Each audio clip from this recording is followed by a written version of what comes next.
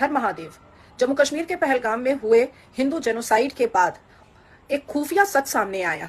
भारत की 5 लाख से ऊपर मुस्लिम महिलाएं पाकिस्तान के मर्दों की बुलबुल साबित हुई और जिनको 45-48 घंटे का समय दिया गया कि भारत छोड़ो यात्रा करो। अब 5 लाख से ऊपर ऊपर मुस्लिम महिलाओं ने 20 लाख बच्चे तो पैदा किए ही होंगे। वाह, स्पर्म पाकिस्तान का था। रोटी बोटी राशन सब कुछ भारत का। ग्रेट। ये वही महिलाएं हैं जो कभी हमें ताल कटोरा पर दिखती थी। ये वही महिलाएं हैं जो कभी शाहीन बाग में आजादी का नारा लगाती थी। ये वही हिजाबन और जिहादन है जो भारत का आधार कार्ड और पाकिस्तान का पासपोर्ट लेकर के भारत को खोखला करती थी और आज फूट फूट कर रो रही हैं। जो कभी ये कहा करती थी कि जब से भारत में मोदी की सरकार आई है मुसलमान गरीब हो चुका है, मुसलमानों पर अत्याचार हो रहा है, और आज जब इनको भारत छोड़ो यात्रा और पाकिस्तान पकड़ो यात्रा करने को कहा गया है तो फूट फूट कर टेसुए बहा रही हैं। क्यों भाई, क्यों टेसुआ बहा रही हो? क्यों भारत में क्यों रहना चाहती हो? भारत में तो मुसलमानों पर अत्याचार होता है। पाकिस्तान जाओ, रोटी और आटे का लाइन लगाओ। इस्लामिक देश है। तुम्हारे जज्बात को, तुम्हारे एहसास को और तुम्हारे आंसू को पाकिस्तान इस्लामिक देश ना समझेगा तो कौन समझेगा?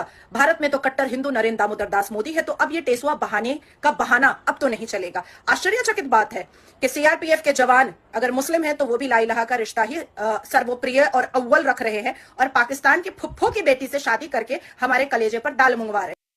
आएंगे, ये नारा दिया जाता था 1990 के दशक में कश्मीर की औरतों द्वारा, और मकसद एक ही था, पाकिस्तान के मर्दों से जाकर शादी करना और प्रेग्नेंट होकर वापस कश्मीर आना।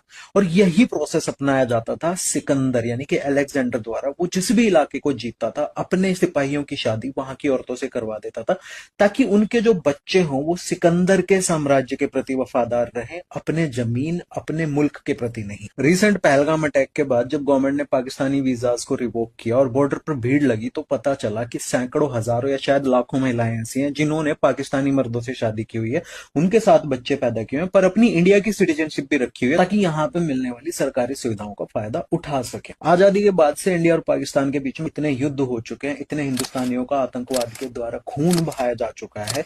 ये सब कंडीशन सफिशिएंट होनी चाहिए कि अगर कोई इंडियन किसी पाकिस्तानी से शादी करता है तो उसकी इंडियन सिटीजनशिप ऑटोमेटिकली रिवोक हो जानी चाहिए। बट ये उन देशों में होता है जिन देशों में आत्मसम्मान होता है, जो सीरियस कंट्रीज होते हैं। We are not a serious country, we are a damn joke.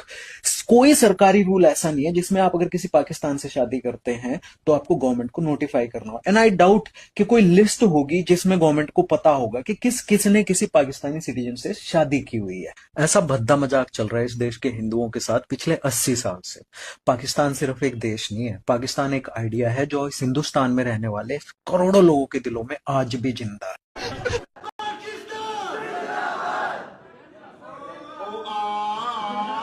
Ah